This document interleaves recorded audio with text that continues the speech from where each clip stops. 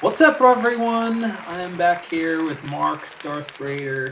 We're here to have a On, little guys. chat. Mark's got his tea or other concoction. I got my Mountain Dew Code Red today, drink of choice. I used to drink this a lot Impressive. as a kid, but Impressive. I didn't know they came in can form, so I had to have it. And now it's just a sugar bomb. Thought it tastes like red food coloring. That's the one, right? The code red. It's a lot. It's intense. I definitely go up and then straight back down very shortly after. But anyways, we're not here to talk about Mountain Dew or tea. We are here to cover Star Wars CCG and answer some of your questions in terms of some of the conversations we've been having. And Mark's going to talk a little bit about his story with PSA. We want to hear about his thoughts on the comparisons of Pokemon. I have my thoughts with other Star Wars cards, vintage to modern and tops. And we're hearing a lot across the board here. Mark, what do you have to kick us off with? Well, you mentioned a lot of things in that sentence. When you say story of the PSA, are you referring to my Anakin's pod race here today? Yeah. I think Cam was asking about it. He wants the story. That was quite an adventure. Yeah, I was actually at work today and I got an email from PSA and I was a little bit curious because it was like customer support just popped up on my phone. I'm like, well, that's Yeah, you're like, interesting. Like, I don't know what that is. And I opened it up and it's like some ominous sounding message about, we're sorry we damaged your card in the press or whatever they used to seal the card, the sonic seal. Or I was just reading it like, oh god, like what was it? And they see that it came out as a PSA 3, so they must have really wrecked it, because even if you got damage on the cards, it can still get a 6, so they must have really whacked that thing good. Um anyways, it was an Anakin's pod racer foil from Reflections 3. I think if I recall, it had a pretty good shot at a 10, which is why I sent it in. Unfortunately, I only declared the value at $25. I probably should have declared it at like 100, so that's a rookie mistake. So if you submit your cards, submit them at 100 per. yeah, In this case is a they good damage them. lesson because they're not Yeah. asking you the value to like, oh, it's not worth anything. And then surprise, it is when you get it. Like it's purely for insurance purposes. So when they F up exactly like you're saying, they know how much they're kind of going to have to cough up to you. So it is important that you kind of give it the price you think it's going to be graded, and Mm-hmm. what it's going to go for like out in the market, not like, oh, the card's only worth $10.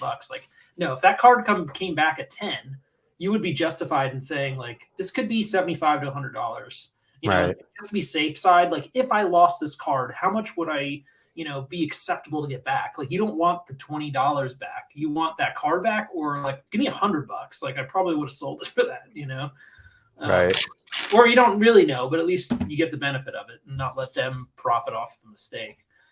So yeah, that was fun. So yeah, they'll reimburse me the declared value plus the grading fee, and I was like, oh yeah, that's fine. And then they asked if I wanted it back.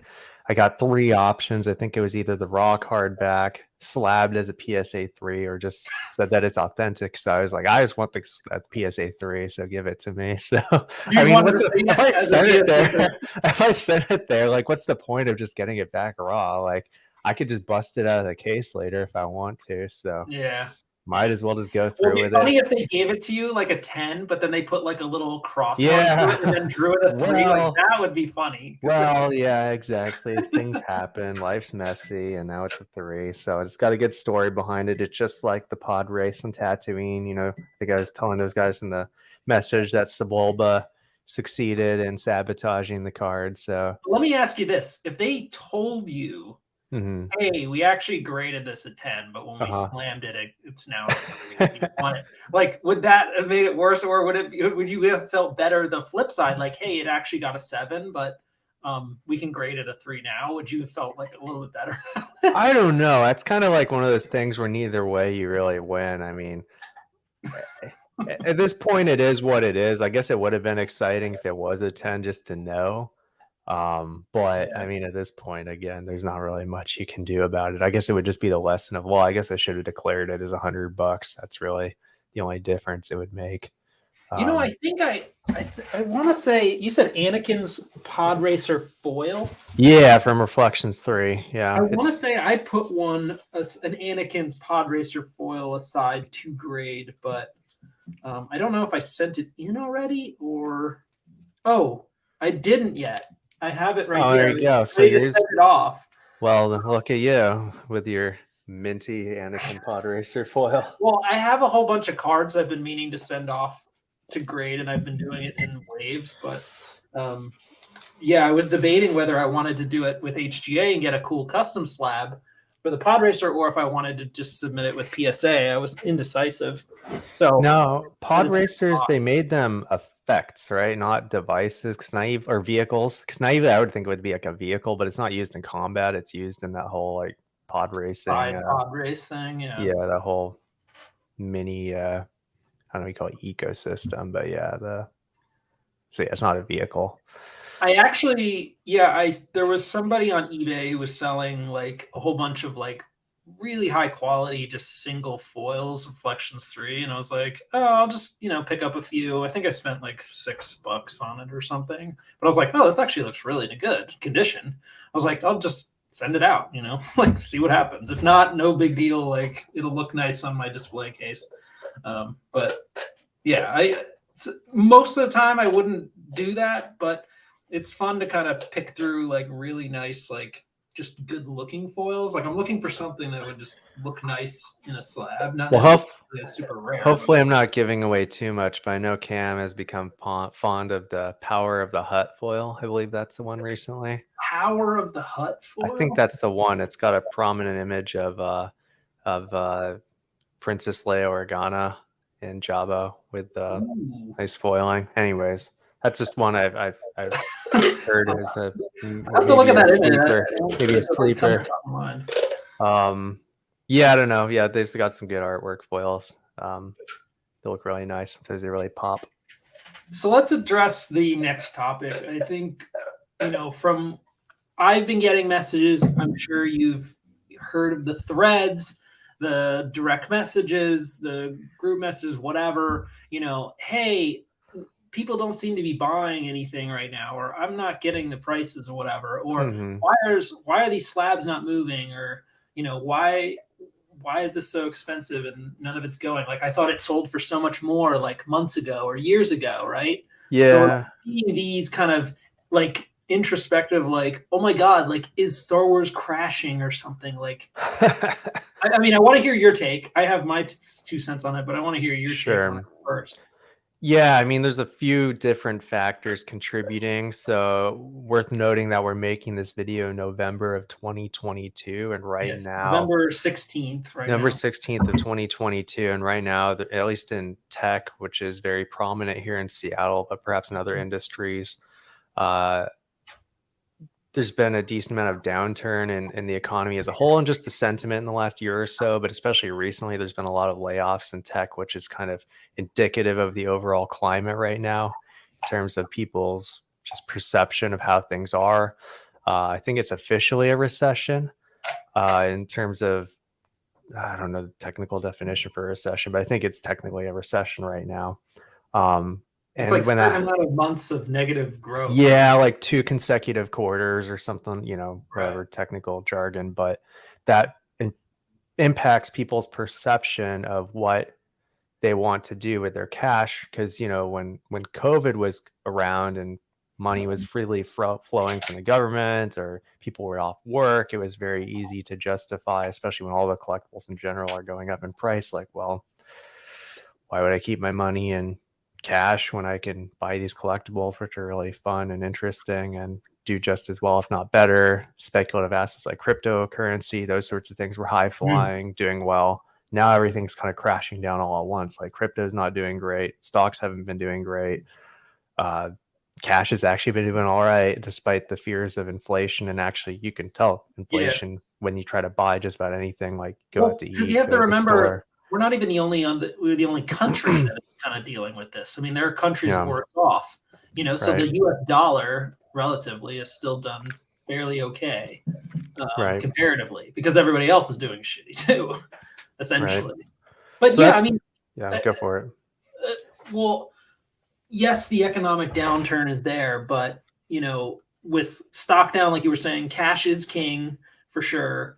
My crypto portfolio is like totally in the toilet, but I'm still dollar cost averaging in. But historically, what we've seen is like, even when we have these recessions, typically like at least from what I've seen, you know, like the Star Wars product I've had, the $2 bills I've collected, the, you know, retro video game cartridges I've collected and stuff tend to be, usually they've been separate from some of the massive swings of the market itself. I'm not good at reading the market, but my buys, whether they felt high at the time, have historically paid off, because even if it feels like this, the trend is still squiggling up, right? So you're going to have those downs even on the up, but it's going to feel like everything's falling apart. But, you know, this product isn't being made anymore. There's less of it. You know, for all we know, more stuff gets lost or not as high condition because it gets handled or whatever. It's a strong IP. And you know, vintage cards, for those who are wondering, like, well, Star Wars CCG, blah blah blah, you get kind of blinders in unless you start looking elsewhere. You know, vintage cards have had low sales. Modern cards have gone up. You know, Star Wars cards, they had a big hype. We were talking about this before we were on recording. They got super pumped up, super hyped. Everyone's like, oh my god, these are going on the moon, whatever. But as soon as the next thing comes out, it's like, now it's hard to get rid of and it's on to the next thing. So you have that working against things too, of what's hot right now. And I want your take on that too, because, you know, is Star Wars CCG the hot thing right now? I would say no, you know, like, yeah, I'm not saying it's bad. It certainly has a good nostalgic point, and it's a strong set for what it is, and it's better than other Star Wars vintage sets or older sets, you know, from the same time period or even later. But it's not the talk of the town right now. It's not creating the buzz. Like, the next thing is always around the corner, and with Topps alone, they're coming out with new sets. It feels like almost every other month. You know, so like, just when you get the Mandalorian, they already got Chrome, and then once that's out, then they got Topps Finest, and then it's like, you know, the Signature Series, and it's like pushing, and it's like buy, and this kind of aligns to some of the Pokemon thing of like, if they're releasing 4 sets a year, it's like, you know, the set from 3-4 months ago is no longer relevant. People want to see the new stuff. It's like, yeah. So I have at least 3 or 4 points, and I'll start with the one that's most relevant to what you mentioned, with the basically the amount of hype or lack thereof in Star Wars CCG. So looking back here from 2022, was it 2020? No, it was 2020. Or was it 2021 when Logan Paul went into Pokemon? Was it 2020? I think it was the end of 2020, right? Yeah, it was definitely like early pandemic stuff, right? Yeah, okay. I think it was fall of 2020 when that whole thing happened, and Pokemon basically exploded in popularity due to very large influencers essentially pumping and bringing a lot of hype into Pokemon, which causes price to absolutely explode. You've referenced a couple of different Star Wars set. I think one of them is Star Wars Galaxies, and isn't there also Star Wars like Chrome Sapphire? I think those are a couple of the. There are literally so many. I mean, there's a lot of sets. Some of them have been really hyped. hyped, and I think those are a couple of the ones that have been especially hyped. Galaxy Chrome from 2021 was super hot. The Topps, like the Sapphire, the re-release of like the vintage cards and like a modern flair cleanup with parallels and stuff, that also was really hot. Now those prices went up and then they've kind of settled back down, but there's 2 reasons for that. I mean, yes, there's the economy, but there's also only so many cards that are released in a set. So once you start seeing the supers and the rare stuff and the autos release, it's like the odds of you getting something like that become less and less. So I think some of that end product, if you get stuck with a case or boxes at the end, the price tends to go down slowly from there, unless you find out it's really rare. So there are exceptions to that, like the Topps Stranger Things season 2 box I'm always looking for. It's just super hard to find. Like, they just really don't come up for listing. When one comes up, like, I immediately will buy it. You just don't see them. Like, they just don't pop up. So it tells me that the production was really low, or it was popular enough that people scooped them up and kept them because they want them. So to me, that's like, oh, this is something that's going to resonate with people, you know? And then there's other sets that like the sellers can't give them away, you know, like maybe they were selling for $100 a box at one point. Now they can't give them away for $20, you know, like nobody wants them. So you're supposed to like read this stuff into it. The way I treat it is like, okay, does the set look really cool? Do people like the cards? Are there collectability and like popularity with them, like sketches or rare stuff? And is it part of a set that like is actually cool? Like Rise of Skywalker cards? Like, I don't think so. I don't think I really want to dive The into that. sequels, I don't know. Did they But like, happen? No one knows. yeah, like to me, like Rogue One, Episode Seven's okay, but like anything with like prequel era is hotter now because people got that nostalgic back for that. We got that Right. 20-year wave, so like those cards are kind of safer. If you get stuff with like Hayden Christensen or Natalie Portman, like that's gonna go because they're hard to get them and they cost a lot of money to get those autos. People that have passed away or retired or not signing, like all that stuff's good. Those cards are always going to be hot. Yeah, those Alec Guinness signed cards are something else. Super rare. I'd pay an arm and a leg for one if I ever see one come up Super again. rare. That guy like did not like Star Wars. He's like never watch it again. I thought he was actually okay, better than Harrison Ford, but yeah, perhaps not. But Harrison Ford still has some modern autos. Like you can still get it. True. They're definitely rare. Like if you're gonna get one, it's gonna be like one of 5 or less. Right. So they're gonna command a premium for those. But yeah, getting back to your point, I think we alluded to this before we went live. When those sets, certain sets got hyped, and then eventually hype moves on to the next hottest thing. That's been part of what's caused some of the price imbalances there. But in Star Wars CCG, we really haven't had that. I mean, we have things get more popular, maybe they get a little less popular, but we haven't had that. But I think what we have had in the context of the graded card market is, let's say a year or two ago, I had graded a bunch of cards, and on eBay, let's say, I was probably the main person selling graded cards. Perhaps I still am, but at least now other people can get submissions through. And that was a big hurdle for a lot of people, is just not even be able to submit cards, not being able to get them back in any decent amount of time, because luckily I had submitted quite a few before they closed.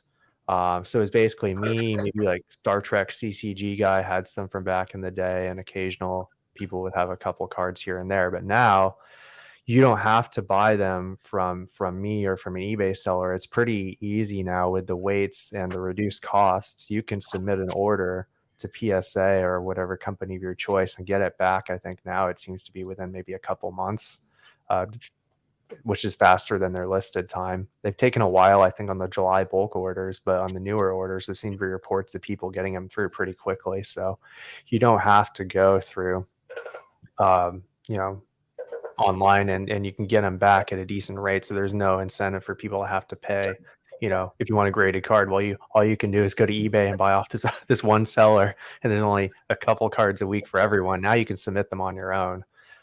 So because of this ease of people being able to submit their own cards, I think that's caused an influx, like you may have alluded to earlier, an influx of supply. So that for all those people in the Star Wars graded group, they can submit their own cards and they don't have to go out to eBay to get them. So that's also, I think, led to a little bit of a decline in the, I wouldn't say the actual demand. It's just they can meet their demand in other ways, so they don't have to buy bidding on the same cards on eBay. So I think in the short term, that will short meaning maybe like in the next year or two, it could keep prices down. But I think because of the strong points you brought up earlier about the strength of the IP, how many people liked this card game both for collecting and playing back in the day, and yeah, it just has a lot of factors going for it. It's not like a modern product we've seen recently with Hasbro and Magic the Gathering. Bank of America downgraded Hasbro because they're now just printing the heck out of all these Magic sets, printing some of the reserve list cards in some capacity. You've mentioned Topps, they're printing, new Star Wars set after new Star Wars set. I know we tend to lament that Star Wars CCG, the license was lost by Decipher, but on the positive side, they're not going to abuse the game by, printing umpteen variants of our cards. They are what they are, and there's how many of them that there are. So, in terms of that aspect, you don't have to worry about it getting printed or reprinted to oblivion. So I do think that there's enough intrinsic demand there that it can support prices that are higher than they are at the moment. Like I think a few months ago, you saw some of the prices, they almost reached what at the time were maybe thought to be outlandish prices, but I wouldn't be too surprised if one day that's kind of maybe even below where they end up as. I'm referring to, you know, some of the PSA versions of the foils from Reflections 1 going for a few $100. I mean, they're really nice cards. A lot of people like them, and, you know, I wouldn't be too surprised if they're there someday. It may not be, you know, soon, but maybe, And who I think, knows? yeah, and patience is part of this game. I think people forget that. Like, oh, I'm gonna go grade this, and instantly it's gonna be like $300 in my pocket right now. Right. Like, and one of the things I saw from the Disney Lorcana thing was the earliest people that got them, graded them, immediately listed them, may have gotten like $25 to $50 more per card. However, those who either waited or did it a little bit later, like 2, 3, 4 months later, that stuff like went 10x, like 15x. Like this is a speculative process, right? So to think that just by grading it and instantly flipping it is going to net you like tenfold what you put into it is ludicrous, when it's not that hard to grade things yourself. If anything, you should be pickier on, hey, what card should I be submitting? Because if there's a population report eventually, I mean, a population report now versus population report 2-3 years from now, you know, you could be looking at Emperor Palpatine. Maybe there's 100 PSA 8s, and maybe there's 30 PSA 9s, and maybe there's like 10 PSA 10s. Maybe there's 5. Maybe there's 2. Maybe there's not. Maybe there's, you know, not many, right? So like until that population report comes back later to realize, oh, this is actually quite rare, versus like, oh, there's like 300 submitted, you know, stormtroopers, and like 100 of them are 10s. Like, okay, you know, like Someday. like, yeah, I mean, but from what I've seen with like currency stuff, which is also super speculative, like I buy this stuff, I put it in a box or safe and like forget about it. And then I come back, you know, years later, look at prices, and I'm like, oh, wow, like I got this for a steal then. But like at the time, it felt like I'm paying top dollar for this, or like I'm paying whatever. And if I sold it, I would, you know, lose money. So I'm just like, yeah, just hold on to it, keep it, you know, it ain't going down. So my perception of how Star Wars CCG graded is perceived by other Star Wars card collectors that don't actively collect it, whether that's through, you know, graded card share groups or through vintage card collectors or other modern card collectors. If you show them Star Wars CCG like slabs, or they do have one, like a one-off or something they do speak well of it. You know, they do have nostalgia for it. They do like the way the cards look. It's not, there's no new news to it, you know, for like new releases or, you know, hyper rare stuff that's like numbered and stuff. It's not got that like buzz of the moment sort of thing that like Pokemon seems to like dominate, of like, oh my God, look at this card now. I'm like, I can't keep up with this. I'm like, there's literally gazillion sets and growing, you know, and it's like speculating on that seems crazy because everyone's going to keep like, I actually went to CVS the other day and I was like, they had one Pokemon booster foil pack. And I was like, all right, I want to buy this. I want to see if I'm actually excited about this. Right. So I opened it with the 10-year-old neighbor. I was like, tell me if these are good. It was an Evolving Skies pack. I don't even know if I have it up here. Maybe I do, maybe I don't. But I was like, it was like a wishy-washy or something. Like, I don't even know what these things are. You know, I'm like, is this cool? Did I get excited over this? Like, after the first 250 Pokemon, I don't know. There's a lot of them now. It's like they just come up with random crap and like put it in these flashy boxes and then charge you a lot of money for it. I'm like, I don't want to dish out hundreds of dollars for this. And even if I grade it, there's going to be 500 other people grading this same card, and they're all going to come back as 9s and 10s, you know, because there's so many adults putting stuff into this. And there's going to be some warehouse that's literally got like, you know, pallets upon pallets of this product. I can't say the same thing with Star Wars CCG.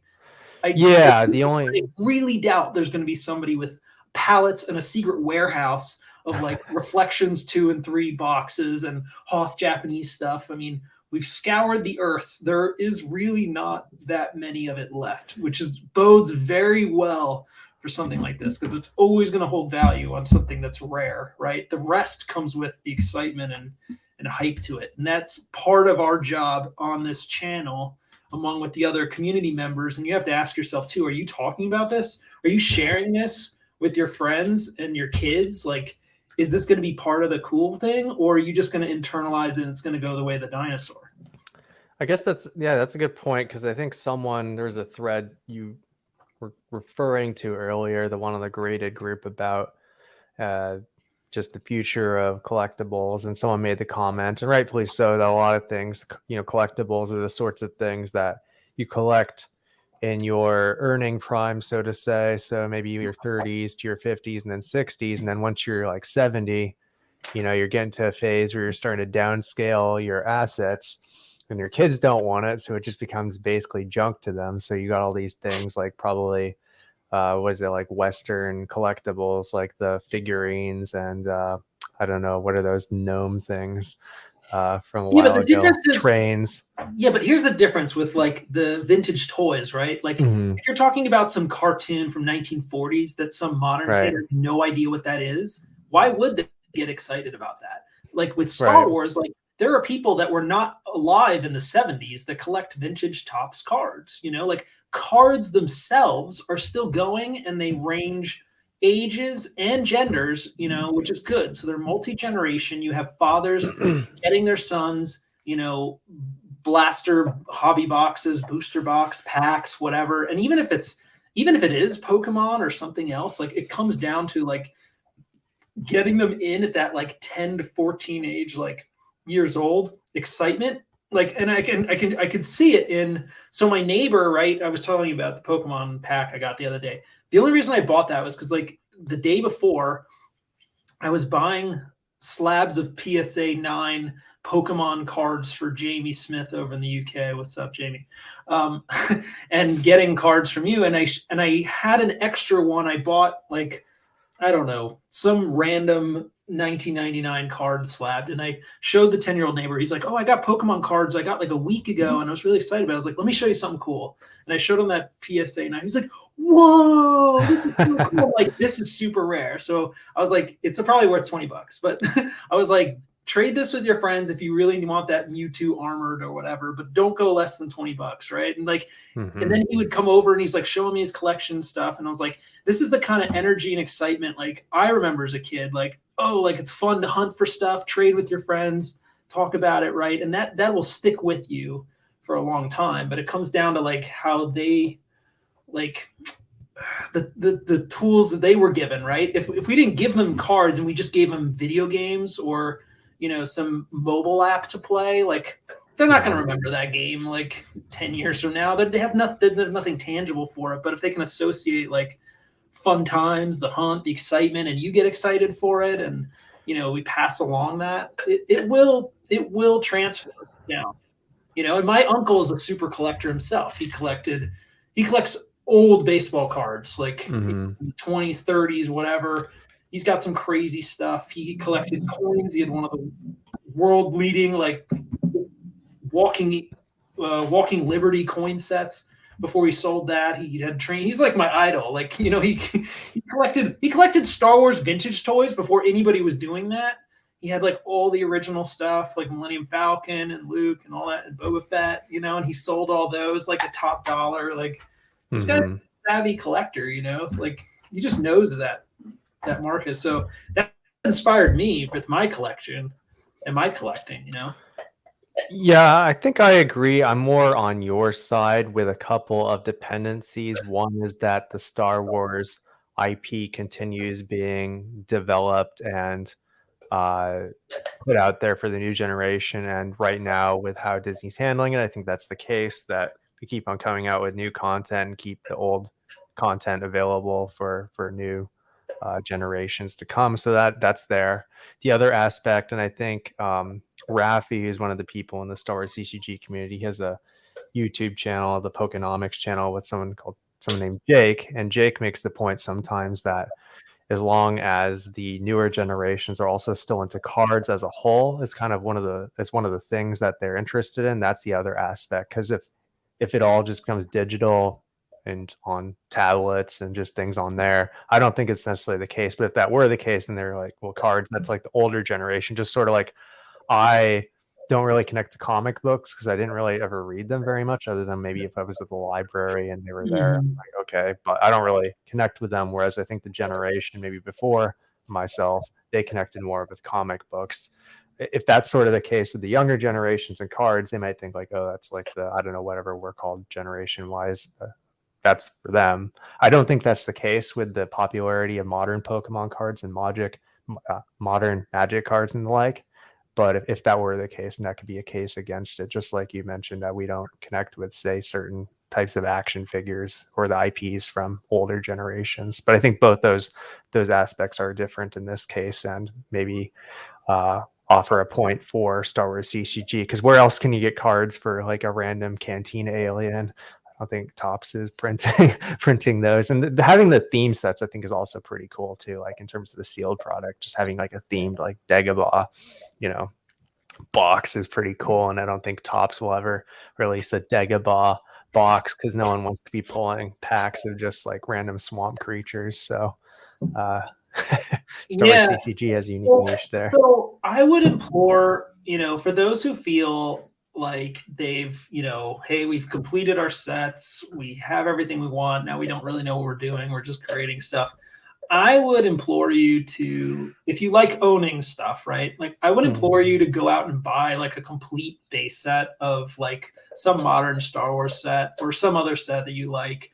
They're really cheap, like you can get a complete 100 card base set or like some of the extra stuffs for most sets anywhere between 20 to 50 bucks. Like look at the cards, examine them. Like how does it make you feel? Like are they interesting? Like are they cool? Like would going for the parallel or more rare versions or foils of these or other stuff be appealing to you? It's hard to know that until you actually like pull the trigger. Because to be honest, I was never like there's no way I want to start something else because I'm just all Star Wars CCG. But part of me was like I was missing that connection with what like the hype, the chats, like what's everybody getting, what's everybody talking about. I want to go to a store and buy some or go online and have ready available product and like not have to pay an arm and a leg for a pack, like I want to know what that's like again because that brought me back. And like that's why I've kind of gone like off the deep end with this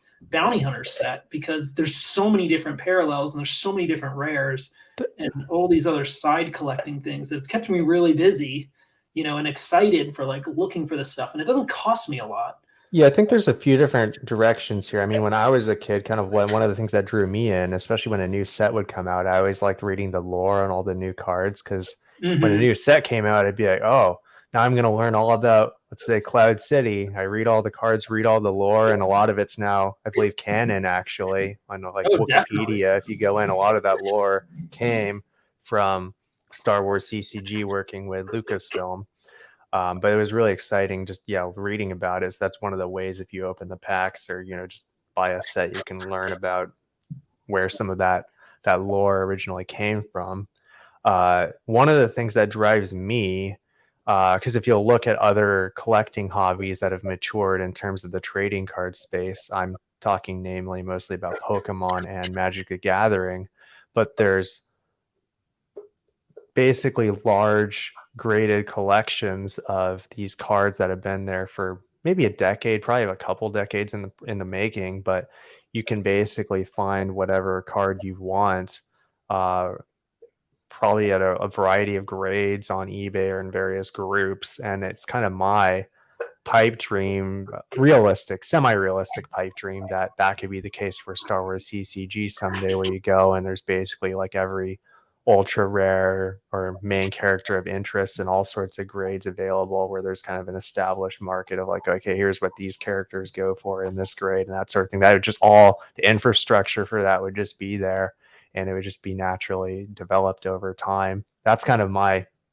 pipe dream that I work towards. What I um, want actually to really do and to really get a sense of like the Star Wars fan community, the card collecting community, people's real thoughts is I want to not only attend a card show geared towards like Star Wars cards and other collectible cards, or a Star Wars celebration sort of like style thing where I can have a booth and like sell a whole bunch of Star Wars cards and CCG, non-CCG, and like talk to people there and get a sense of like, oh, what are you looking to, show off some slabs of CCG, show off some slabs of some new top stuff, show off some vintage stuff. Like, let's have some conversations, like get a pulse of like, what are people really into? How do you feel about this? Like, what do you think about this? What do you know about this? Like, have you seen these things? Like, that's the dream. Because I think to run a table, like, I think in, maybe in most people's mind be like, well, I need like a whole store and I need tens of thousands of product. Like, not really. Like, if you have a whole bunch of slabs, like labeled out, you could get a pretty big table display, put them all out and see what people say. Like, that's my dream. Like, I want to go rent a table, even if it's some local convention, and, get people talking, thinking, or even buying and selling some, like, just to kind of get a better sense of like where people are at and get it out into people's like hands and eyes. Like, let me put this in your hand. Like, check this out. That's how one of the connected. Sorry, get there. It's one of the things I'm trying to do with some of my grading adventures. So I know there's some grading purists who only want, and I mean, of course, we all want the mintiest and the rarest cards out there, but sometimes I'll venture out a little bit and either try grading some oddities, or I'll grade some cards that I'm pretty sure aren't going to pull the highest grades if it's a really in-demand card, because I think that's part of what I'm trying to do through my eBay store sometimes, is just get the cards out there. Get the cards out there so that they can get into the hands of people who, would be interested, whether, it trades once or a couple of times it changes hands. Like, I've seen a card that I graded back in 2020. I think it was actually a PSA 5 Zuckus from Dagobah. It was from when I was a kid. So I was like, well, I'm just going to grade this because it's the one I pulled when I was a kid. And it got a 5. And I was like, well, all right, that's what it got. I sold it at some point and it's just been selling on eBay. I think I've seen that card sell at least a couple times. So you should buy it back. Just yeah. Hey, that's my card. Give it back. But it's interesting seeing them take a life on their own. And yeah, hopefully those cards can get out there and maybe end up in a show sometime where someone sees it and that's their gateway into the wonderful what world. People forget too, though, because you mentioned like what people seeing at shows, like even at stores, right? Even if you're looking at like sports card stores, there's like graded slab stores. I mean, these stores are big. There's actually one near me currently, like 15 minutes away. They got slabs, they got boxes, they got singles, they got a discount bin, right? Uh-huh. They got like slabs you can buy that are less than $20. They range from like anywhere from like $8 to $20, right? So like you get these like not as important things, but they tend to be really popular because you get people in that like, I can't afford the $300 slab of some crazy rookie Hall of Famer or something, but I can't afford these and I can get into the hobby and like, still have some fun with it. So like what we're forgetting is like that barrier to entry, there is a market for those cheaper ones. I even get I even get some inquiries from more budget-minded folks who are basically looking for the least expensive way they can get a slab card because they just like the way it looks. So they want the ones that are on discount. Let's not make this a rich man's game. Like, we can get people in, especially if there's, PSA does those $15 things. Like, great. Like, grade a bunch of stuff that you think is cool. Let's not gouge the crap out of it. If it comes as 7 or 8, like, get those into the hands of newer collectors, people that are interested. Let them enjoy that, share that, talk about that, show that to their family and friends. Like, get it out in the world because it's good for the hobby. Right. There's certain cards like those ultra rare foils. I feel like that's especially the case. Like lots of times I'll send in like a Luke Skywalker, Jedi Knight foil that's probably going to get like a 6 or a 7 just because I think it's the sort of card. Somebody will be happy to have it. Right. Exactly. Someone will be happy to have it. There's a lot of played Luke Skywalker Jedi Knight non-foils out there that people can put in their decks and probably are in decks. But, some of these cards, especially ones like Darth Maul Young Apprentice that aren't really like I don't think the strongest cards for gameplay. Like there's really, in my opinion, as someone who likes to collect, there's but think not much about it, right? reason Like to I'm be not out there. opening up my binder, Right. taking it out of the side loading sleeve, and giving you the floppy card and the penny sleeve. Like hell no. Like, it's, you know what I mean? Like you ain't touching that. You know, Right. like not until I've sealed that 5 ways, you know, Right. different ways. But if it's in a slab, I can casually hand it to you. Hey, check it out, you know, and I don't worry about it. So there is that kind of like show and tell aspect. Like I want to get one of those display cases that I can put like 30 slabs on a wall and just frame it. Like that's what I plan on doing with like a mix of slabs for my office. Just because that's cool. Like I don't know how else to show it, but I wouldn't do that with the raw stuff. But I have no problem doing that with the slabs because I can take it off and show it to somebody and then just put it back. You know? Yeah, I look forward to just seeing the collecting side grow. And I'm entirely biased as primarily a collector. Although I did play a game. I don't know if Cam sent you. I played a game against Cam on Gemp, and I had a Wampa deck on there, which was poorly thought out, but it actually survived a little bit longer than I thought it would. But I guess my point is that I hope that an increased influx of collectors would also spill over into the gameplay, which can be fun as well. So I'd hope it could be a win-win situation for everyone who's in the Star Wars CCG multiverse. And yeah, the slabs do look really awesome for displaying them, and they're a lot more safe than trying to hope that your top loaders and penny sleeves hold up to whatever abuse could await them. Yeah. So, I mean, for those who are like, at least personally, like, I guess, you know, given everything is cheaper to slab, I'm still considering like, okay, if I slab this, what am I doing with it? Like, do I want to slab this for me because I want to put it in my display case? Do I want to slab it to get it out into the world, or do I want to use it to trade? Or am I just doing this because it's cheap and like, then I'm going to get it and then what? Like, if I have no feeling towards it, or so right now, just for reference, we're talking in November, like so November 2022. What are the prices at PSA again? Have they gotten to where they're offering deals at 15? But people think they're going to lower it even more. At 15, right? Right. Now I think it's just holding at 18 because they're doing a $15 sports promo, right? But if demand is either trailing off or they've improved, and leaned up their operations enough that they can take it lower, they probably will. I mean, Beckett's offering something. I signed up for PSA's Collectors Club. I joined HGA's Platinum Club because I was like, I am definitely going to be submitting more cards this year. And after you submit 12, 13 cards, it already pays for itself. So I was like, well, that's a no-brainer because I like keeping those cards. I like keeping most of them in my collection, but I do use some for trading. Just because they're neat. But they are very nice, the custom labels they have on those. My take on it has been more like I want more people to see these because these are really cool. And if I can get that buzz and discussion, like when I post the Star Wars slabs in the HGA buy and sell group on Facebook, which has over 15,000 people in it. Wow. So like it's a big following. It's mostly sports cards, but when people say, hey, post some of your customs here, and I post some of the Star Wars ones, they generally received very well.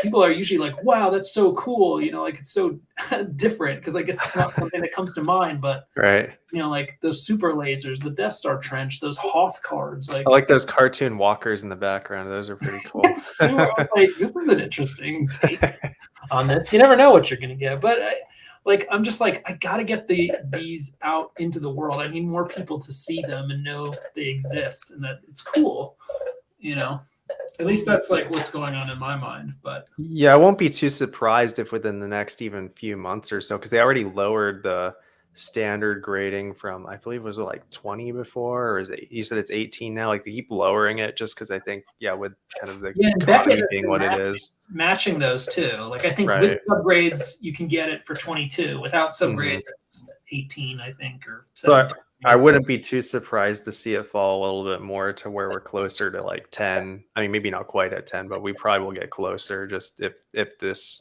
if what the trend seems to hold with people submitting less and less and things like that. Like 14 again, like 12 maybe. I mean, that's I mean, I think then at $12, I'm thinking more like, is there a set of cards I would want to grade to like compete on a set level? Like I think JP had mentioned that, like, hey, anybody want to, compete in registry sets, Right. which I used to do in currency and is super addicting and very cool, very competitive, and they would give out awards and stuff.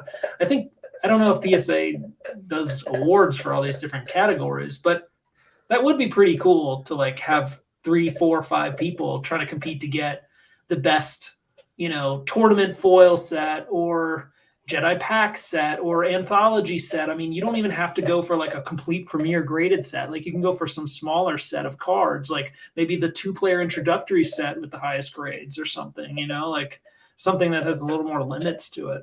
Or a foil set would be cool, but you don't have to go bonkers with it. But once those prices go down, like that's what would be crossing my mind. Like, could I actually submit like a whole set of cards and like compete for something like that? Well, I think that'll give people a little bit more, if it ever gets to that point, and hopefully it will, where if you can routinely see a graded version of most cards, or at least most relatively chaseable cards up on, say, eBay with a price history, then you can have people buying with more confidence that they know how much something is worth, and you'll start to see more of those sorts of sets appearing. Whereas now, if you were to grade the first, let's say, I don't know,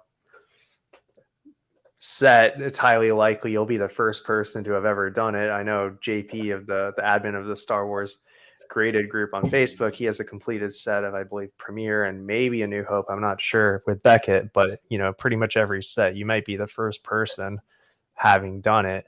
So right now it's just a lot of exploring uncharted frontiers. Here's something I'd love to propose out to the community for anybody who's up there. I don't have the technical skills to do that, but if there is somebody out there that would be able to design a universal registry set, like competition for the Star Wars card graded group, that would be absolutely epic. Like essentially, whether you graded your cards with Beckett, PSA, SGC, HGA, or Mint or whatever, I don't know what the other things are, but if you could put in, the card you had, the grade it got, like the company, and then you get a weighted score sort of thing, and we could compete like that way. I mean, it wouldn't even have to get that advanced, but if you could just post collectively like what you have for a set and people could post what they have, it would definitely create a lot of buzz. Like, oh, I need to grade this card. I need to get this so I can get more points on the leaderboard. And then we could actually compete with it. I think part of my mind is like, well, if I want to actually compete with something, I need to do it all in one company, and the other people all need to do it in one company. So if I get a high grade for a card that's not in that company, am I going to get a duplicate one or try a hunt for that one? Or am I going to cross it over and pay more money? But to have like a universal competitive set that we could somehow put together, I'm throwing that out into the ether. If somebody is skilled enough to create or design something like that, I think that would give a new, fresh energy and competitive spirit to the collectible market here. Because I know I would be very tempted to throw, what, I'm going to start grading these cards because I want to be on that leaderboard, like, just because it'd be fun, right? Like it's cool to see what else is out there and show off what you have and compete. Who's got the best total set of something, right? We could even do like, annual rewards or shout outs or whatever, on the numismatic community, they have like conferences in different cities, and they bring some of the best sets. They bring them to places and they give them like plaques and like, Wow.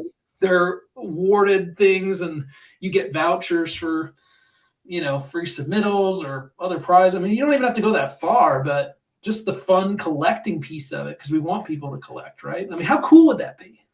Yeah, there's a lot that of would be really cool. There'd be a lot of really fun things like that. Yeah, anything that gets people a more able to get a more tangible grasp on what is out there currently. Because right now it's kind of a black hole. Like we do have the graded price tracker, and we have a few sellers on eBay now, and we have the graded group, but it's still, you kind of have to do a little bit of work to tell what's out there. It's a little bit more difficult than more established card aspects of the card hobby.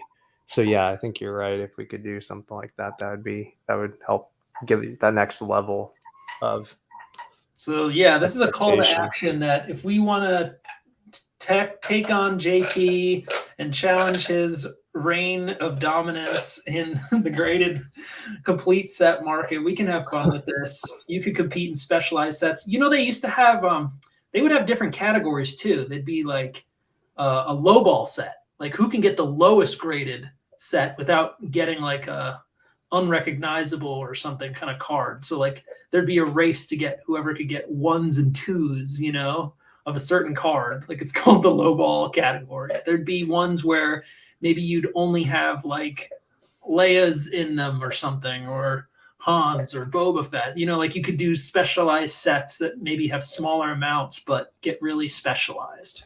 You know, it could be a lot of fun categories we could do with it. That would make it more competitive. Because if there was like something like, oh, you need these 10 cards to compete in this category, the 10 best cards that are the highest grades, overall average, are on the top of the leaderboard, and then it goes down from there. You know, like that'd be really cool. That'd be so cool. I'd be all over that. Somebody else would be too if they. Lots of fresh ideas coming out of here. So someone out there take note and sending it into the ether. Somebody can do that. I'm just an idea guy. I don't have the tech for that. Make the new Star Wars CCG Twitter. If Twitter goes PowerPoints. I'm not, you know. I am working on getting my graphical representation of the price tracker back up and running, though. That was something I was doing the other day. So hopefully I'll get that squared away and up. The price tracker is a great start. Where this goes to the next level is taking that data and putting it into like using it like a tool, like you see with sports cards, where people can track the prices and it goes on like line graphs. You can see like highs and lows and where it's like currently roughly at, so people know what the kind of general, you know, value is at that given time. I mean, I'm so jealous of that for those who are in the sports cards, or I know they do it for Magic and I think Pokemon maybe too, but like that's an amazing tool. Like that's absolutely incredible. I mean, it has an inventory storage system. Like, yeah, I think it's like right, because they have versions of it. The raw cards ones are probably more the graded ones are more analogous, where I think if we get more volume, we can do that. Whereas now the data points are pretty sparse for most cards, but it'd be great to get to the point where we can actually track an individual card, like, well, this is the market value as determined by what's actually selling, as opposed to, well, there was like a time point here it sold like a few months ago. Think about what would, even if we started this project now, that wouldn't launch for like at least a year or two, right? I mean, at that point you'd have more data points. You'd have at least 4 years, right, you know, plus of data. That should be a good enough place to start. And if there's not enough data points, then maybe it tells you there's not that many out there.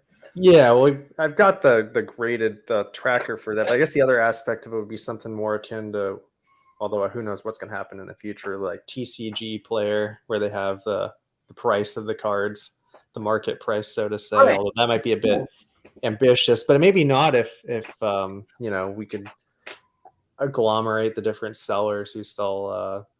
Is that even a word, agglomerate? Maybe I made up a word, but the different sellers of Star Wars CCG cards, like a meta search engine. I think I briefly discussed making, I actually get pretty close to implementing it, but a search engine basically for the different Star Wars CCG card selling sites. So it could tell you. Yeah, either lobbying to get it onto one of these platforms just to have it exist, because I'm sure they just need a steady flow of data points, which I don't know if they use solely eBay sales, you know, for that, or their community sales, like through their internal tracker. But there's no reason why that can't be done for not only Star Wars CCG, but like other games too, you know, other platforms. Like they just need where the data is coming from. And most people are buying and selling on eBay. I mean, yes, some stuff is on Facebook for sure, because nobody likes paying these crazy eBay fees. Right. If possible, but eBay is getting, they're getting more and more draconian every year. They've always been getting greedier every year. It's always been this way. People forget this. They get greedier and greedier. We just haven't noticed it because we're like, well, this is worse than it was last year. But last year is like 100 times worse The than it was vice like grips, 10 years ago. the screw clamps on your fingers just get tighter and tighter every year. I think it's close to like 13% now or something crazy for their fees. And that's why these outside groups for sales and trades are so popular, especially in a market downturn. Um, like if I can buy something like not on eBay, like I will do that. Right.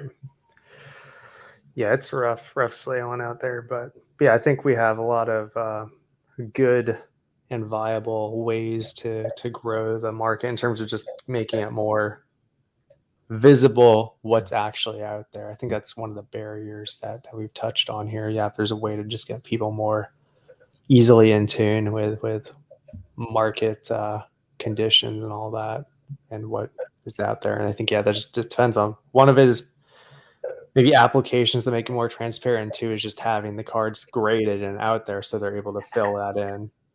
So you actually have graded cards that are able to be transacted.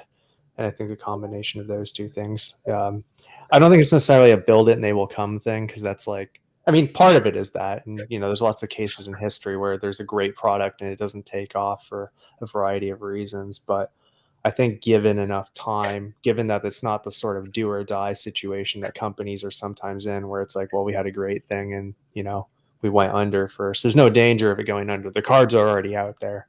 It's just a matter of getting them graded and then getting exposure for them. And at certain points of time, it'll grow because of that. We don't really have to worry about the cards all getting annihilated. And well, if they do, then we have bigger problems in the world than yeah, I know. Right?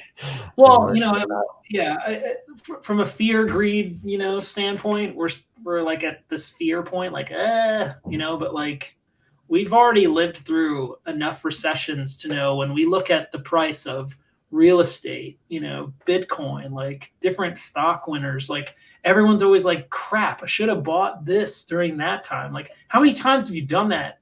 Over the last 20 years, like, oh, I can't believe I didn't buy that. It's like we forget this because we're like, oh my God, the world's ending. Ugh. But it's like this whole, up and down fear thing. Like, don't be selling when everything's a crap, and don't be buying it when it's at the super top. It's like, right. Usually, if you buy market economics, you're buying based on emotion, right? And that's why we're seeing this reaction of like, oh my God, Star Wars is collapsing. Like nothing's worth anything. I think I'm just going to sell all my stuff. It's doing better than a lot of other things, though, are because like True. Magic the Gathering is getting clobbered right now because that whole reprinting the reserve list, which was previously thought to be, it wasn't necessarily law, but there were many good reasons why Wizards of the Coast was thought they wouldn't want to do it, and then they kind of are. I wouldn't say they explicitly reprinted it because they weren't technically cards, but they did print it in a way they said they wouldn't do before, which is a standard size card. Well, let me ask you this. Yeah. Let's say tomorrow they said Magic the Gathering will no longer be printed. It is done, finished. The license does not continue. It's not going to be done.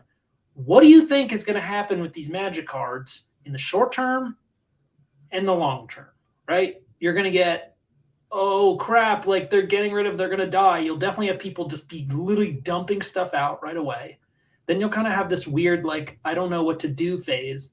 Then you'll have like, oh, now I can complete my sets and it's rare. And then it'll slowly start creeping up again. And you'll see what happened with like, I would presume that would end up being more popular down the road. So people were in it, right?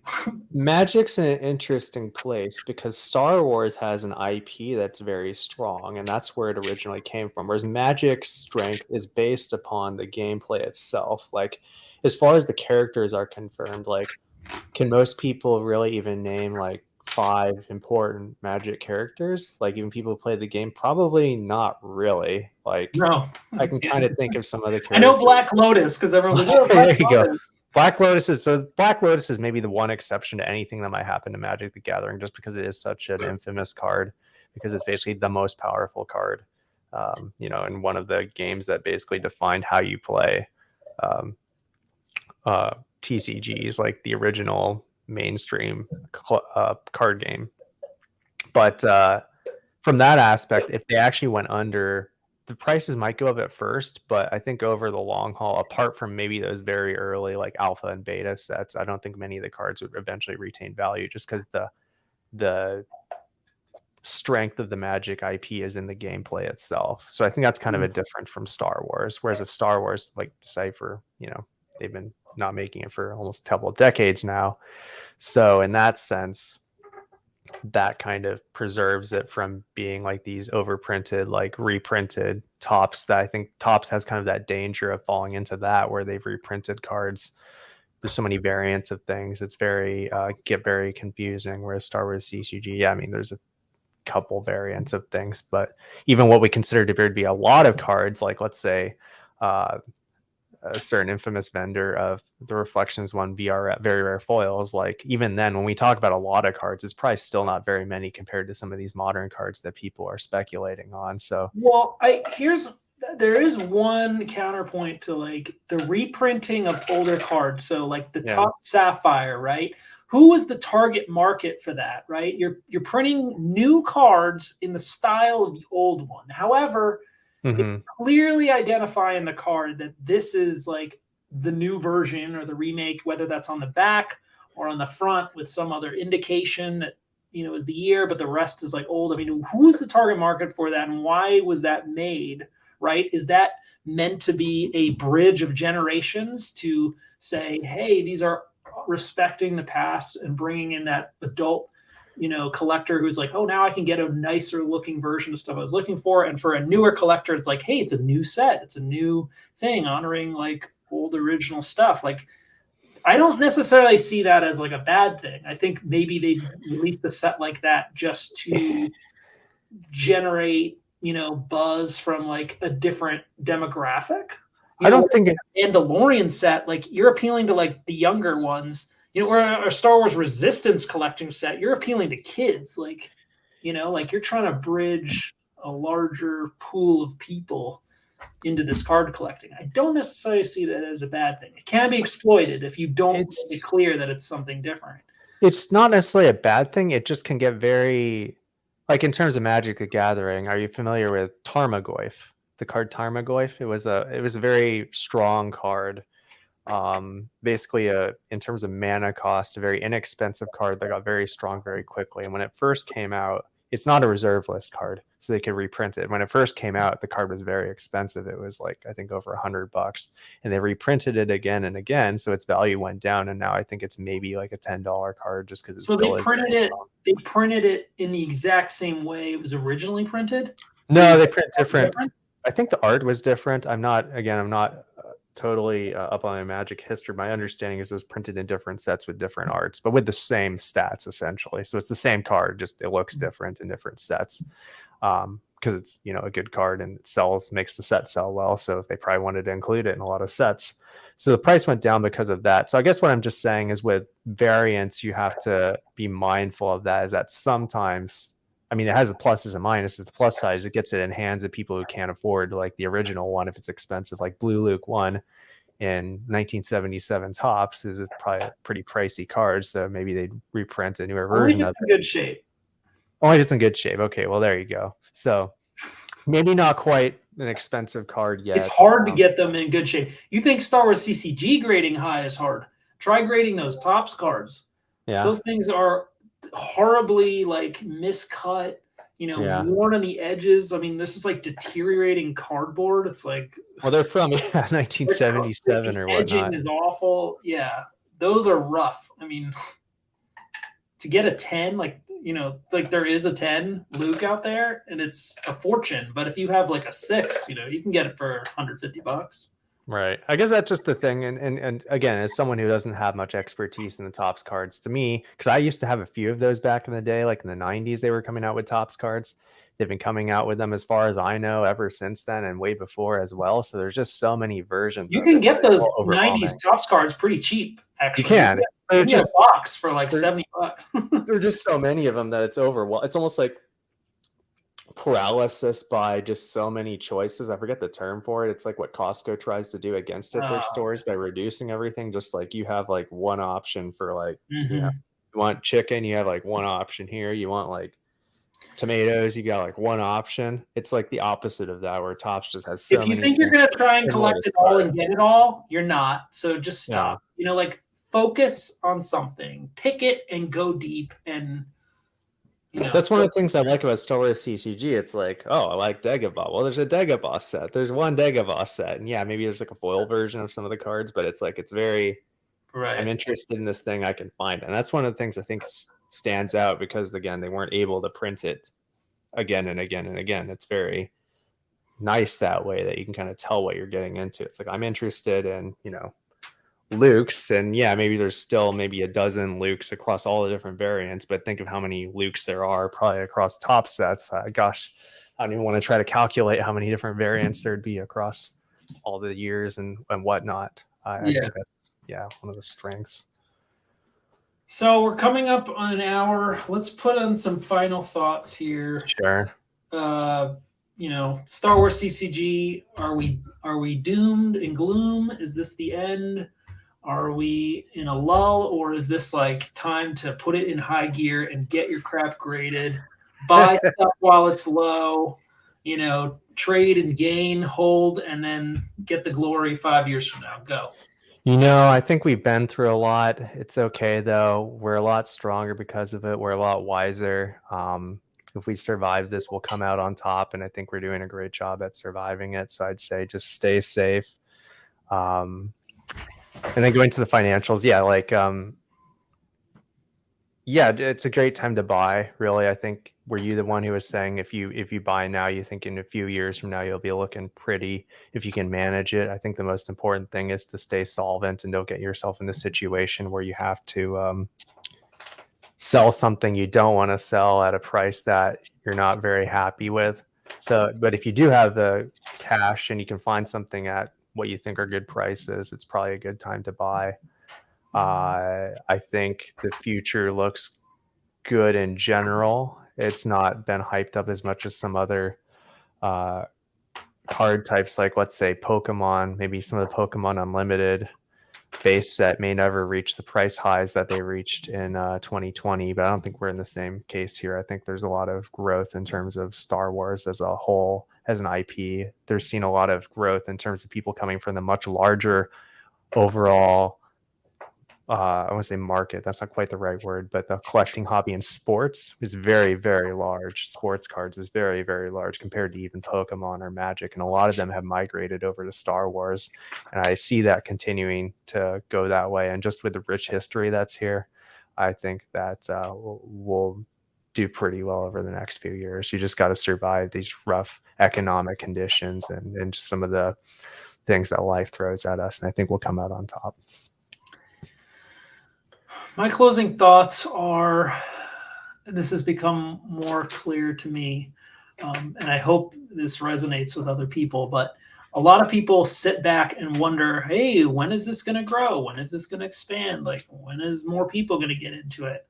Newsflash, it does not happen while you sit back and complain about why your prices aren't going to the moon. This has to be a collective hobby call to action in terms of getting those engaged, get product out there, us talking to each other and all doing, an echo chamber does not expand this hobby. We must cross-pollinate. We must get the younger generations in and excited about it. For those who are older, it's great. You maybe even have grandkids. I don't know. You surely have a neighbor of kids. Like, find out what people are doing. You have to meet people where they're at, right? So if you want to know what's hot in Star Wars cards, go buy some Topps cards, go buy some vintage cards, go follow some other channels, go to these card shows, talk to the fans, talk to the collectors, and you will find what's interesting them, like what drives them to get certain things. Show them Star Wars CCG, show them the slabs, get them graded, join other groups and show off stuff in a place where a lot of people either won't have many or recognize it. Get those conversations going, because this isn't gonna happen with us just like, oh, woe is us, like, where's this going? That's not going to go anywhere, right? It's up to every one of us. And I'd like to think that between, your engagement with the community and my engagement and Matt's and the other people that have jumped on to create more Star Wars content, whether that's through booster rips or through explaining the game through advanced techniques like Andy and some of the other Star Wars CCG like official pages, right? Like there's different, elements to this that we're all going to kind of have to do our part, but we got to get it out like into the ether, and you also have to know what's going on. So buy some different cards, talk to some different people, get it out there. We will survive this. I feel good about these Star Wars cards. I'm not like I'm jumping ship, I give up, it's over. But I am going to be thinking about what cards I want to send off and why. Like, why am I sending these off? Do I want to show off this specific card? Does it have nostalgic value to me? Am I gearing these because these are best ones I think will sell best, in a few years? Just throwing more product out there, whether that's cheap or expensive, like ask yourself, what are you doing with this? And if you don't have the cash flow to do it, then, maybe don't blow it all right now. But if you can afford it, this is typically a good time to buy because most people are not thinking about buying. They're like, everything's collapsing. History says otherwise. Whether that's stocks, crypto, other collectibles, when people have bought this stuff, when it's like really down is when they get the biggest gains and wins. So consider that, Don't get that FOMO when it's at the top of the mountain, like get it while no one's thinking about it. It's like Yoda said. That's literally like how the economy works, like with these super rich people, right? Like they got in at a low point when nobody else was thinking about it. They weren't following everybody else once they were there. No. It's like Yoda said, fear is the path to the dark side. So when there's something like that. I may have gone on a little rant there, but yeah, that's just like my 2 cents about it. I hope my channel of, excitement and random comedy, along with bringing in different cards and getting different people to see the product, I hope that helps. But I'm just a small piece of this. Like everyone else has got to get involved with it too. Got to do our part. So we do. Just a little bit here and there. That's right, everyone. And that's me signing off. May the force be with you and stay safe, everyone. Stay safe, everyone. That's right. Deuces.